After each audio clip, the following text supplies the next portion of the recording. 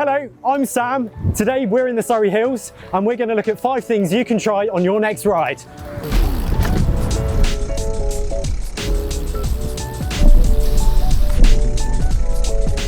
Now, skewers can be quite an easy one to forget about. Here I've got some standard road skewers, which are weighing in at 117 grams, not too bad. I've also got some titanium skewers, which are coming in at just over 40 grams. Now, that's about a saving of 70 odd grams. Now, to put that into perspective, I've got my Garmin here, which weighs at 80 grams. That is quite a saving. Now, these titanium skewers will probably be costing you a whole lot less than you expect, so it's definitely a worthwhile change to make.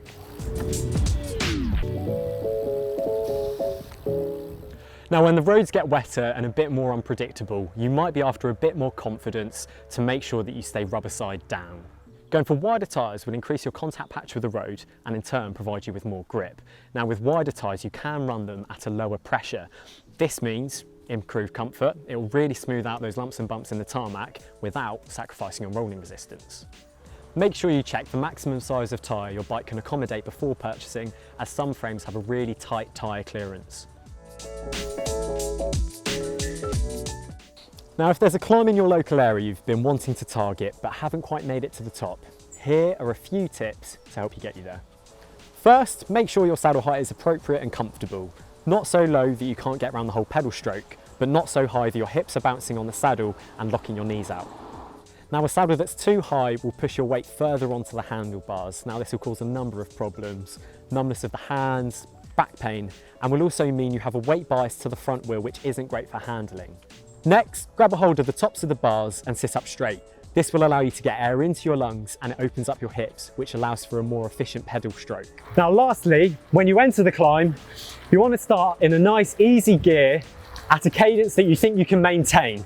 This will really help you not burn so much energy really quickly and allow you just to get to the top. Now, should you need that last little push, you can jump out of the saddle and give it the beans. Now, if you find that you're always running out of gears, what you can do is change the ratio. Now, this means changing either cassette or the chain rings, which will allow you to spin faster at a slower speed. Now, should you need any help working out what parts you need, you're always welcome to contact our customer service agents who will be able to advise you on the parts that you'll need.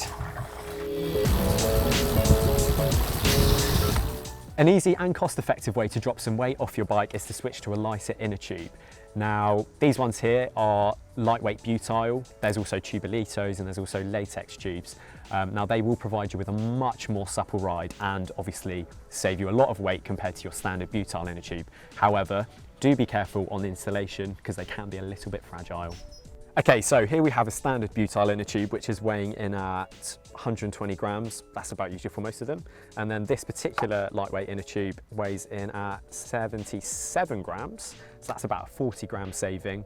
But again, on both wheels, 80 gram saving, not bad. As we come into winter, you might be looking towards longer, slower winter rides or just spend more time on the turbo. Now, these are both great ways to enjoy winter cycling, and one thing you might be after is just a little bit more comfort for getting those miles in.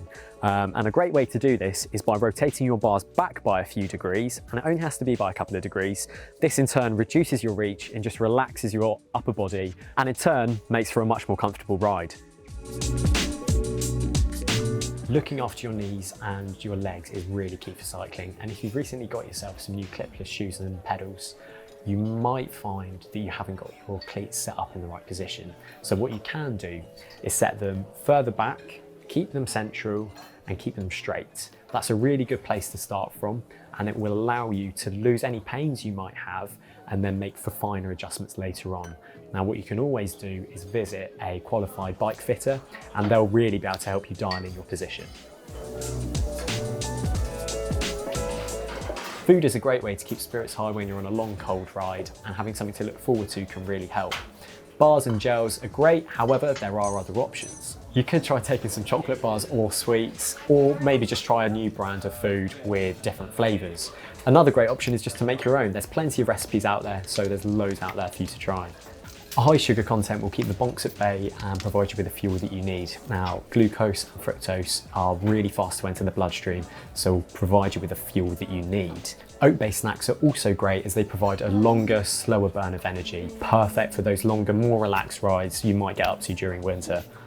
And when you come to the end of the ride, well, quite frankly, you can eat whatever you want.